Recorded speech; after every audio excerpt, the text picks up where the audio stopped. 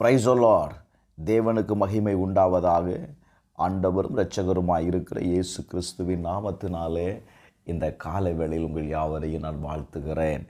இந்த நாளுக்கான தேவனுடைய வார்த்தை நீதிமொழிகள் 20வது அதிகாரம் 24வது வசனம்.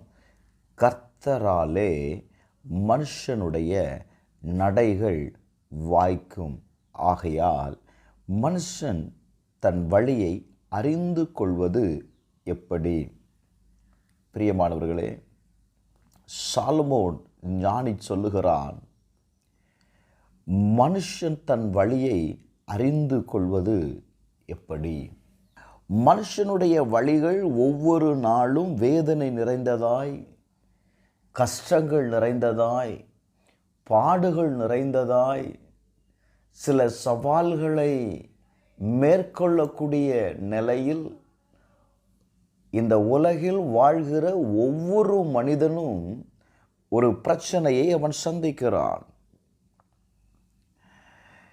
யாராலையும் அந்த சூழ்நிலைகளை, நாம் சந்திக்கிற அந்த பிரச்சனைகளை அறிந்து கொள்ள முடியாது. வேதம் சொல்லுகிறது, நாம் தேவனை சார்ந்திருக்கும் பொழுது அவர் நம்மை நடத்துகிறார் என்று எழுதப்பட்டிருக்கிறது. கர்த்தராலே மனுஷனுடைய நடைகள் என்ன செய்யுமா? வாய்க்கும்.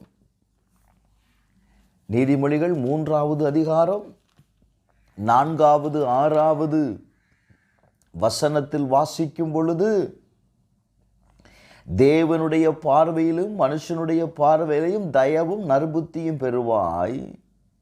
உன் சுய புத்தியின் மேல் சாயாமல் உன் முழு இருதயத்தோடும் கர்த்தரில் நம்பிக்கையாயிரு. உன் வழிகளெல்லாம் அவரை நினைத்துக்கொள், அப்பொழுது அவர் உன் பாதைகளை செவ்வைப்படுத்துவார். நாம் கடந்து செல்லுகிற பாதையில் நாம் யாரை நினைத்து கொள்ளணுமா? கர்த்தரை நினைத்துக்கொள். கர்த்தர் என் கூட இருக்கிறார், அவர் என்னை நடத்துகிறார்.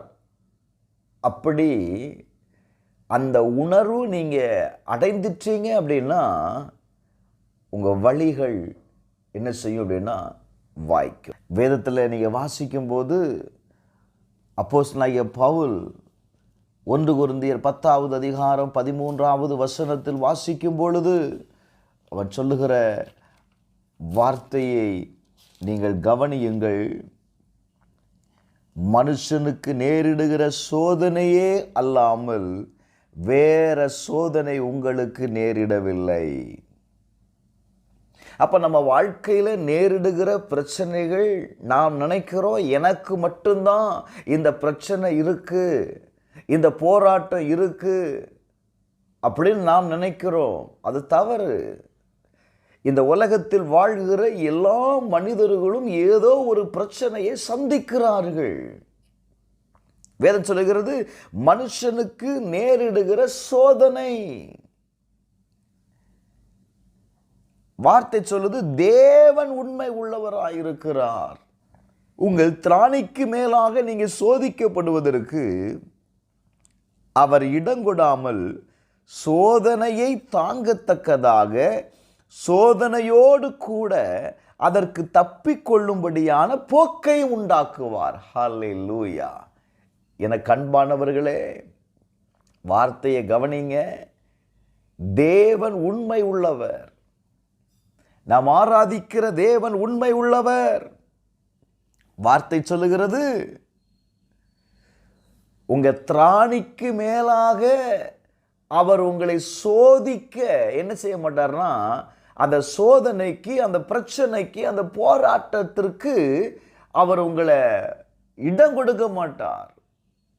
2வது வார்த்தை சொல்லுது, அந்த சோதனையோடு கூட அந்த பிரச்சனையிலிருந்து, அந்த போராட்டத்திலிருந்து உங்களை தப்பிக்கொள்ளும்படியான வழியை உண்டாக்குவார்.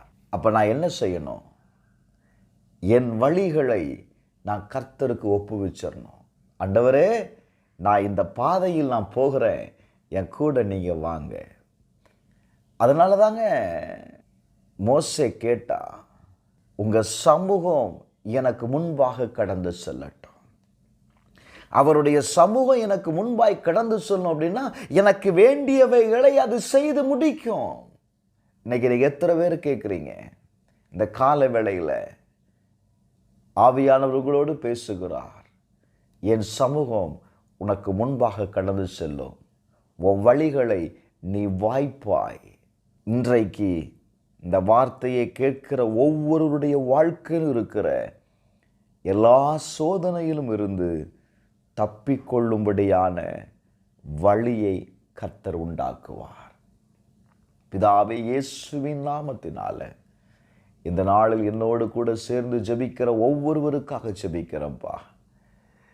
இந்த வாரத்தில் இந்த பிள்ளைகள் சந்திக்கிற எல்லா பிரச்சனைகளிலும் எல்லா போராட்டத்திலும் நீர் கூட இருந்து அந்த வழியில் இருந்து அவர்களை ஆண்டவரே தப்பிக்கொள்ளும்படியான போக்கை உண்டாக்குவீராக.